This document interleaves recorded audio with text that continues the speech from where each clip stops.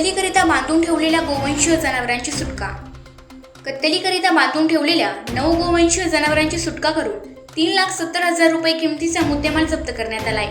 दिनांक 13 जून रोजी रात्री 8:30च्या सुमारास माननीय पोलीस निरीक्षक नितीन देशमुख यांना गुप्त माहिती मिळाली की कझीबाबा रोड वॉर्ड नंबर 2 श्रीरामपूर येथे एका पत्र्याच्या शेडीच्या आडोशाला गोवंशीय जनावरे अत्यंत निर्दयपणे बांधून ठेवली आहेत. सदर बांधून ठेवलेल्या जनावरांचे मालक समीर रशीद कुरेशी वय 27 वर्ष, राहणार कुरेशी मोहल्ला वॉर्ड नंबर 2 श्रीरामपूर व जावेद मेहबूब कुरेशी वय 35 वर्ष, राहणार कुरेशी मोहल्ला वॉर्ड नंबर 2 श्रीरामपूर यांच्यावर नियमानुसार तत्काळ गुन्हा दाखल करण्यात आला आहे.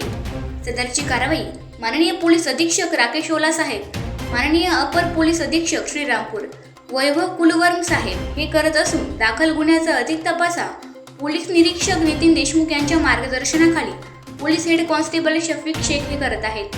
आवाज जनतेचा या न्यूजसाठी प्रतिनिधी योगेश कडसकर, श्रीरामपूर.